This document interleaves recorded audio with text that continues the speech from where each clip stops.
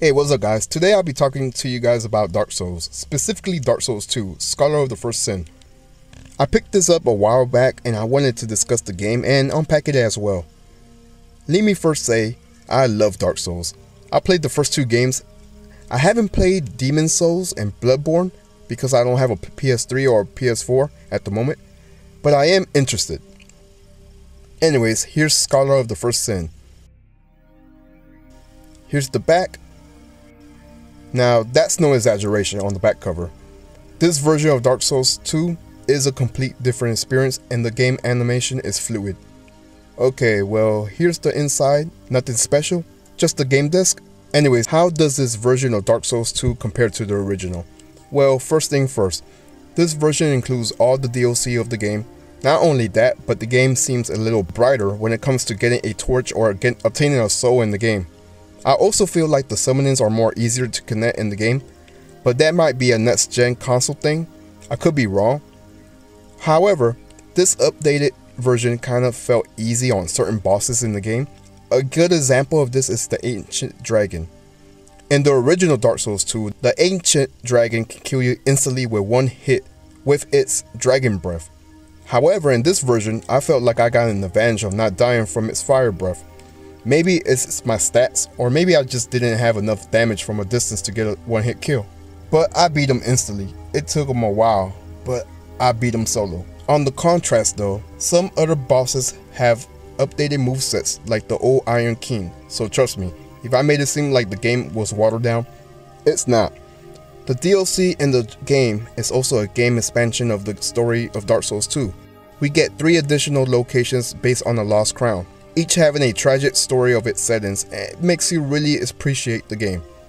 In fact, this game really encourages the players to explore and get rewarded for exploring the game. Also, I usually enjoy playing co-op to see if I could learn some new tricks in the game.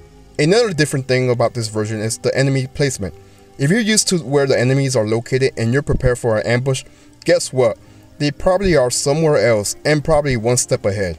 So even if you have played the original Dark Souls 2, you'll get a bunch of surprises of who's at what location. The same thing could be said about items and NPCs in the game. Some have moved and some are new. I believe some of the achievements have been updated as well, so it's not the same achievements you unlock in the original Dark Souls 2. For example, killing Vendrick will give you an achievement on Scholar of the First Sin. Now, with all that being said and done, do I recommend this game to you?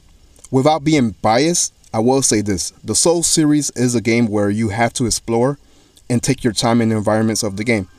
I remember when I played the first game, I couldn't beat the tutorial stage and sold the game back in the same week. However, a friend of mine recommended I try it again and he'll give me a brief walkthrough to what to do. Playing the game in co-op is always a helpful suggestion in my opinion. Anyways, I'll recommend this game for the fans of the Dark Souls franchise who haven't got the DLC. In my case, I didn't purchase the DLC, so it was truly convenient for me. Unlike the DMC Definitive version, which is the same exact game, but an upscale version for the Xbox One and PS4.